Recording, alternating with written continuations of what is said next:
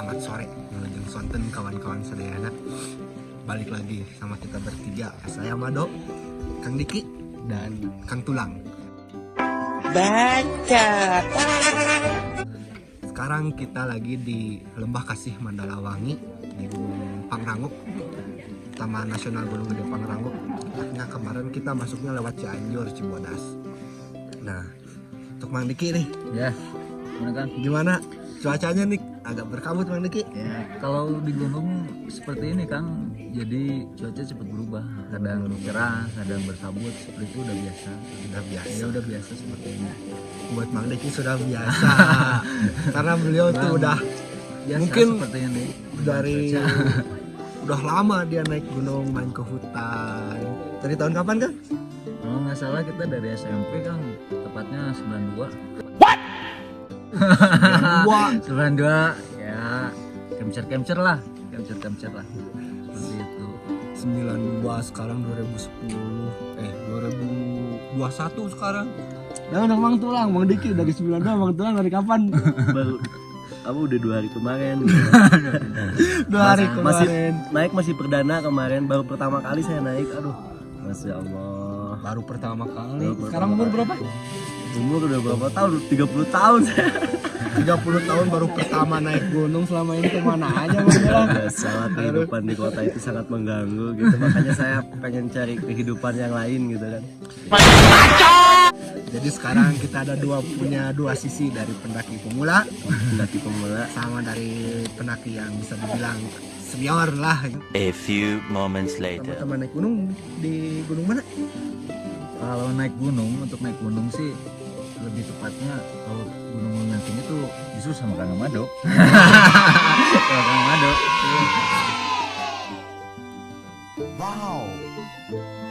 Kalau dulu waktu 92 waktu SMP ya. Ya, SMP itu ke gunung mana? Kalau sekitaran Bandung aja, Burangrang, Burangrang. ya sekitaran Burangrang lah, Tangkuban Perahu paling seperti itu. Nah, untuk Mang Diki nih ya. Tenang dulu ya, Ya, ya. Mang Diki santai, dulu santai. nih. Tenang. Nanti kita Iya, bandingkan. iya. Jadi perbandingan antara dulu nih ya, waktu SMP mendaki, terus SMA mungkin waktu kerja, sama sekarang perbedaannya apa nih letaknya? Ya, kalau kita tuh dulu tuh lebih tepatnya dibilang gimana ya? Kalau misalnya mendaki tuh dengan alat seadanya sih. Alasan. Iya. Mungkin Lebih kompor-kompor zaman kayak gini kalau belum kayak ada ya. gitu belum ada. Kalau tepatnya kita bikin dari dari kayu lah gitu kan. Paling bagus kita pakai kompor minyak tanah, itu dikasih apalah namanya tuh bata merah. Nah, kayak bata merah gitu. Masukin ke dalam apa namanya kaleng. Masukin bata merah sama minyak tanah seperti itu. Itu paling keren waktu itu. Kalau untuk pencahayaan kita bikin dari obor. Cempor teh mungkin ya kan ya. Kayak gitulah. Jadi Ya, kalau kalau misalkan cempor tuh pencahayaan ya terang tapi muka kita gelap. apalagi di hidung tuh. Hidung kita tuh pastilah kelihatan gitu kan. Hitam-hitam sana. Itu seperti itu. Itu perbedaan. Yang belum ada sleeping bag. Nggak ada sleeping bag seperti itu. Tenda juga paling tenda bivak lah kita bikin, seperti tenda pramuka, tenda rebus seperti itu. Itu dari peralatan. Nah, Peralatan. untuk dari pendakiannya nih, kayak simaksi, perizinan dan lain-lainnya gimana nih dulu sama sekarang nih Kang? Kalau dulu sih gunung-gunung kayaknya belum dikelola ya, jadi nggak ada simaksi semacam itu. Paling kita izin ke sesepuh di sana. Sesepuh. Ya, paling izin ke sesepuh adat lah. Kalau dulu kita izin ke sesepuh adat. Kalau di Bandung tuh kuncen mungkin Ya, ya. itu ya kuncen. Kalau di Bandung kita kuncen seperti itu, juru kuncinya ada seperti itu. 2 hours later.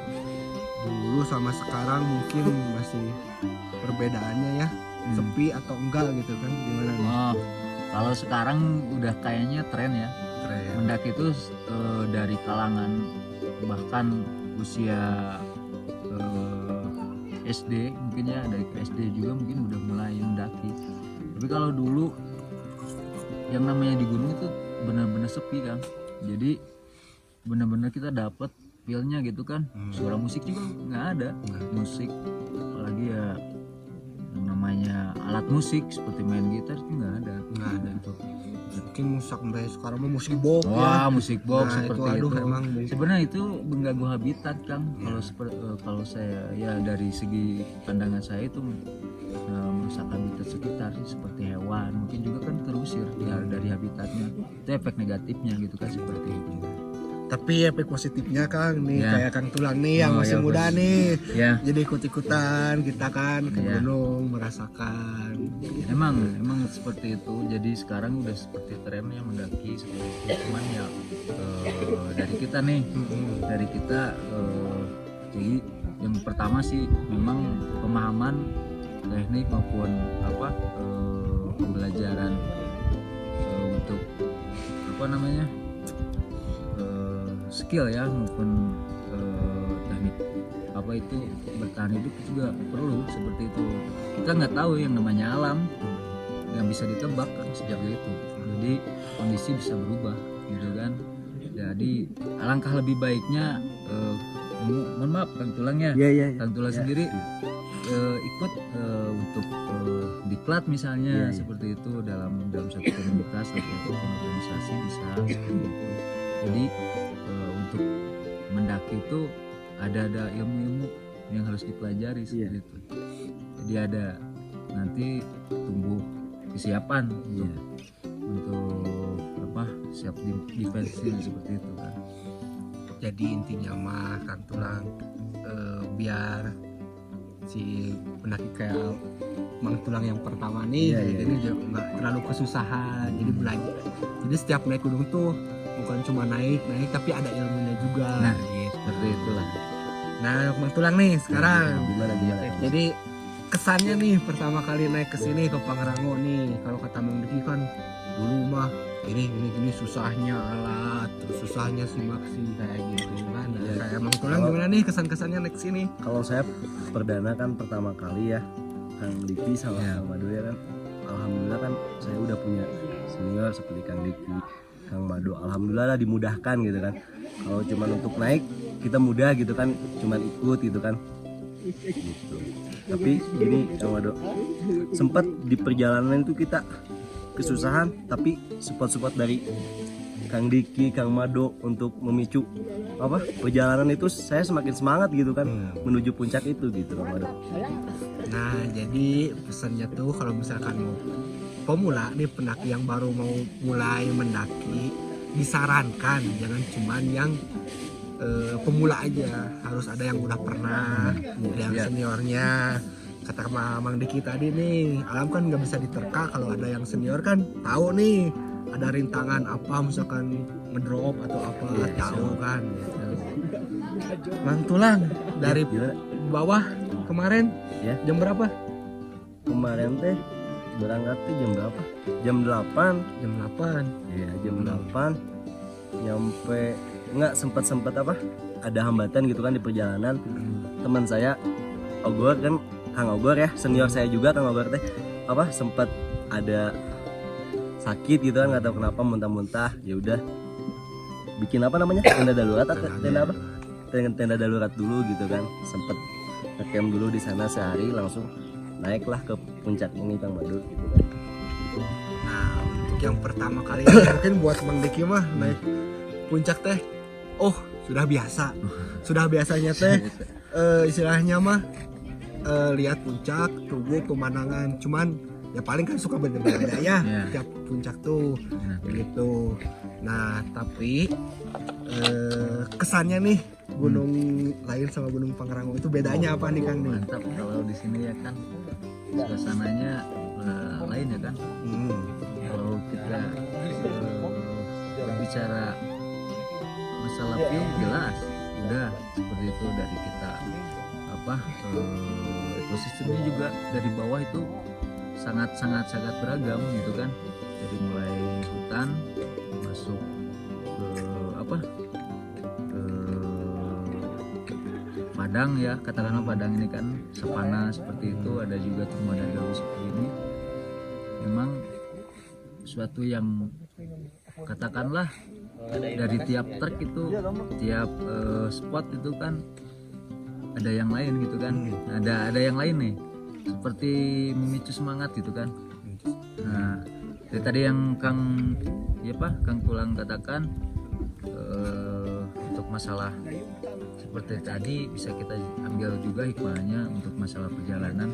Nggak ada senior kan kalau di sini, kalau udah masuk kena problem di perjalanan, nggak ada senior nggak ada junior, nggak ada. Semuanya bisa kena seperti itu. Bahkan untuk seorang yang telah melewati masa pendidikan ataupun jam terbang katakanlah di sini sudah lama pun bisa terkena masalah seperti itu. Nah itu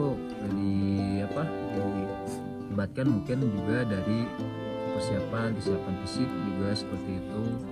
Jadi kan kita tanggulangi, kebetulan kan seperti yang ketahui Kang Mado juga di medis, jadi alhamdulillah lah. Seperti itu kan kita tahu penanganannya seperti apa. Salah satunya medis harus selalu ada yang paham tentang masalah teknikal untuk penanganan seperti itu. Seperti itulah. Seperti itu. Ya. Tadi kata Mang Diki kan ada yang beratnya ya Mang Tulang ya. Terus kata Mang Tulang gitu gimana tuh tadi ngerasainnya yang berat-beratnya? Yang di mana Kang Mado? Yang di bawah yang akar-akar. Ya alhamdulillah lah dapat semangat dari ya senior saya juga gitu kan. Wah, saya juga sempat ngedrop, Kang nggak kuat, ya udah istirahat dulu aja. Ya dapat support dari mereka lah, alhamdulillah. Makanya saya sampai sini juga alhamdulillah berkat support mereka gitu kan, gitu Kang Mado. Nah, terus sudah capek ya, Iya. berat. Terus nyampe sini tadi kesannya gimana? Alhamdulillah. Iya, kepuasan sendiri gitu. Ya Allah, indah banget ciptaanmu gitu kan. Aduh. Seperti menemukan surga baru. Iya, Nah, gitu.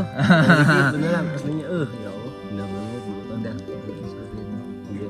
Jadi kalau kita Mang Diki ya pelepas stres ya gitu Nah, pekerjaan, seperti itulah. balik lagi ke gunung kayak rumah kedua gitu Nah, lah ya Mang Tulang ya. Iya, kalau benar kita benar. mah.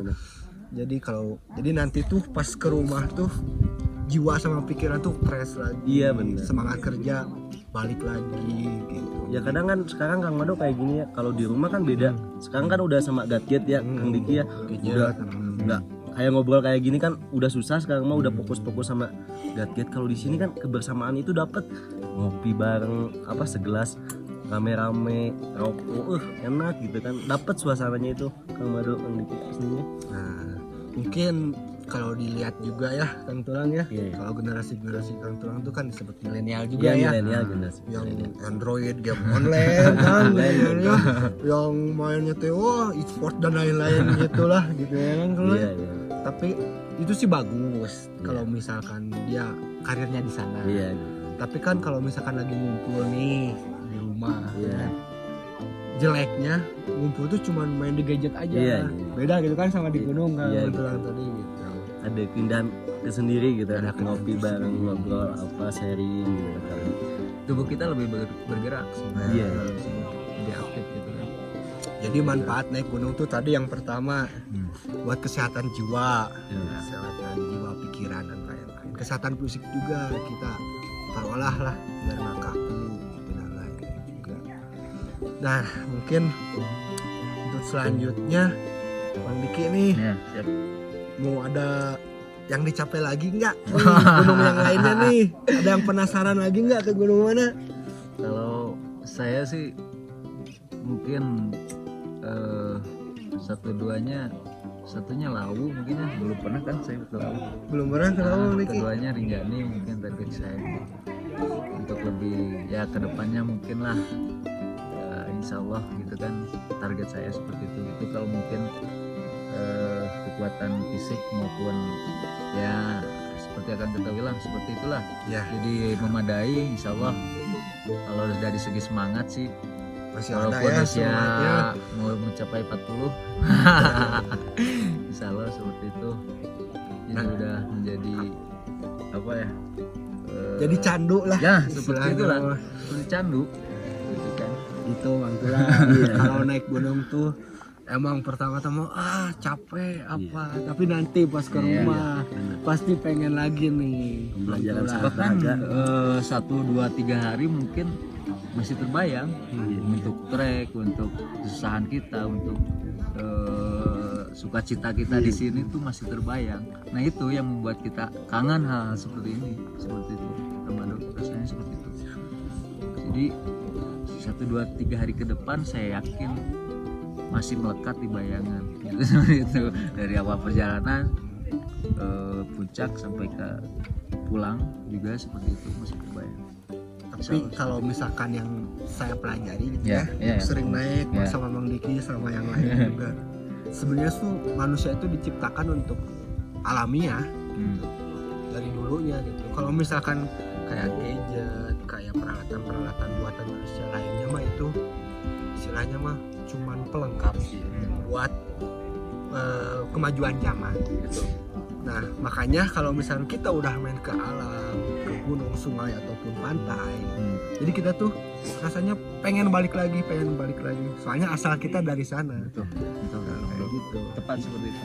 Gitu, Bang Tulang. Iya. Nah untuk segmen yang terakhir nih, pertanyaan terakhir buat Mang Diki nih, Oh, ada pesan nggak buat Oh. pendaki yang sekarang gitu, oke.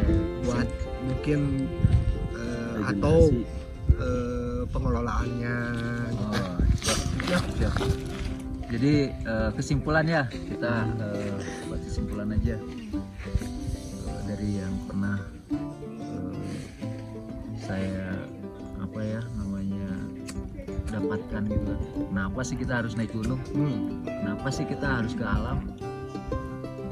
Ke alam itu susah bro. Kita tuh bersusah-susah ria di sini. Tidur kedinginan pasti itu. Tidur Untuk- kedinginan, makan seadanya ya. betul Kang Mado. Kalau Kadang kalau kata orang-orang tua kita yang nggak tahu mah, ngapain sih naik nah gunung? seperti itu. Cuma menyiksa diri. Di rumah kan bisa tidur di kasur hangat gitu kan, mau makan mau apapun dekat lah seperti itu, tersedia. Tapi kalau di sini kan untuk baik untuk manajemen mungkin logistik seperti itu harus benar-benar kita perhitungkan. Tapi saya selalu melihat nilai positifnya Kamado dari semuanya. Kalau negatif pasti ada, cuman untuk sisi positif lebih besar seperti itu yang tadi kita ulas ya. Yang pertama naik gunung itu atau ke alam lah katakanlah kita seperti ini. Yang tadi kita merefresh pikiran kita ya kan, merefresh pikiran kita bahwa kita itu hidup di dunia ini nggak sendiri. Di sini kita bisa berkawan dengan teman-teman yang ada di pendakian gitu, yang kenal nggak jadi kenal gitu kan, seperti itu. Yang pertama ketemu juga langsung bisa jadi teman Jadi gitulah ya. teman gitu kan, bisa Jadi bahkan bisa saudara. jadi saudara seperti itu. Itu kan kalau kita di kota itu jarang kita dapatkan semacam itu. Kebanyakan kalau Ya. misalkan di kota tuh kitanya yang canggung atau merekanya yang kurang mau ditanya. Jadi kalau pola di kota sepertinya untuk bertegur siapapun gitu kan bukan hal yang Kayak ada yang kayak ada jeda gitu Ya, lah. bukan satu keharusan, tapi kalau kita di sini kita kan sama-sama merasakan satu kebutuhan yang sama seperti itu. Jadi satu hikmah yang dari sana kita simpulkan bahwa kita di gunung itu bisa saling menolong seperti itu, bisa bekerja sama seperti itu. Ya. Kemudian untuk di ininya lanjutnya bahwa kita ke alam itu nggak selalu hidup itu nggak selalu nikmat loh seperti itu. Jadi kita harus prepare untuk kondisi semacam itu. Jadi waktunya ada kalanya kita akan timpa bencana ataupun seperti itu, ada teman kesusahan seperti itu. Nah itu nilai-nilai sosial itu bisa lebih tumbuh kalau kita di alam. Saya katakan seperti itu. Jadi pendakian tuh intinya mah kesimpulan kecil dari kehidupan kita yang sesungguhnya. Kehidupan kita yang sesungguhnya Kita semuanya dapatkan di ada sini. di pendakian. Nah seperti itu mungkin lah Kang Mado lebih. Nah, Bang Tulang ada yang Iya, ditanyain dulu jelas. nggak ke Bang Diki? Mumpung ada senior. Mungkin Bang Senior Tulang. kita. Ya gimana buat Umur. generasi-generasi ya milenial ya yang mau ikut gitu. Persiapannya harus apa aja gitu. Oh, seperti itu kan ya. Baik, ya mungkin kalau yang telah saya pelajari, kalau saya sendiri kan otodidak ya, tidak melewati hal semacam itu. Tapi kalaupun saya di usia seperti ini harus menjalani pendidikan, saya katakan wajib seperti itu, saya juga harus. Karena memang kesiapan kita untuk menghadapi tantangan di alam itu nggak mudah. Saya katakan seperti itu, bahwa bukan hanya untuk pendaki pemula, katakanlah udah jam terbangnya, katakanlah untuk tadi Kang Madu mungkin senior juga, karena alam itu nggak mudah ditebak, gitu kan. Jadi semuanya harus kita prepare, apalagi nih kalau generasi yang tulang, ya kan, untuk milenial sekarang gitu kan ya, lebih yang tadi kan lebih banyak di gadget seperti itu kan. Jadi masuklah kita kan ke dunia maya seperti itu kan. Jadi kan tidak mohon maaf ya kan, untuk memandang satu hal yang nyata itu, katakanlah kehidupan tuh seperti ini sebenarnya, itu kan kalau di alam kita dapat gitu. Jadi pesan saya untuk generasi milenial, jadi katakanlah yang dalam hal ini berkeinginan untuk berkegiatan di alam, salah satunya adalah mungkin ikutilah istilahnya udah menjadi panduan dari seniornya mungkin ya, seperti itu. Ikuti itu lambat laun, karena mungkin kita pertamanya terpaksa, tapi lambat laun kita karena mungkin sudah terbiasa, hal yang kita lakukan seperti itu akan menjadi mudah gitu. Karena itu kan nanti di titik akhirnya kita akan menyadari apa yang dikatakan pendahulu kita seperti itu, baik pun dari segi adat mungkin ya, dari segi adat istiadat memang harus ditiru seperti itu. Jadi memang untuk berkegiatan di alam ini fokusnya salah satunya yang paling kita harus hargai itu kan adat istiadat setempat, itu kan istilah nama pendahulu kita seperti itu.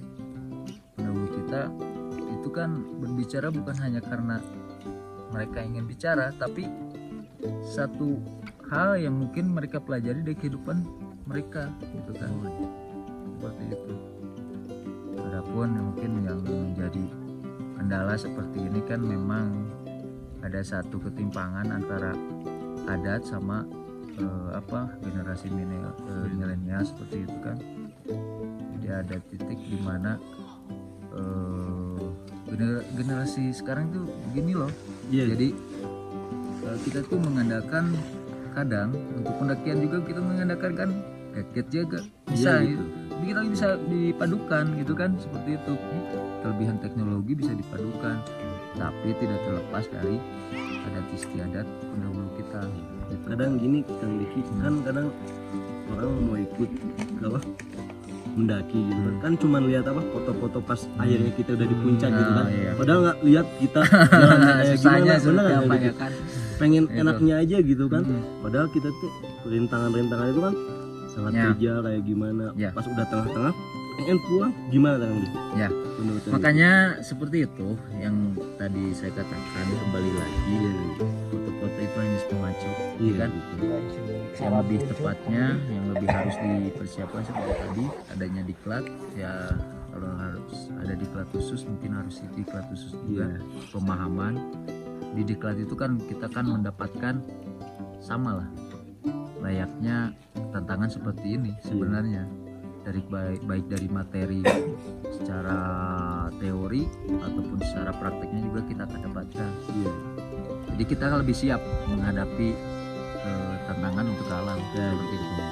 Mungkin itu Kang Madu siap yang bisa saya sampaikan. Nah gitu katanya.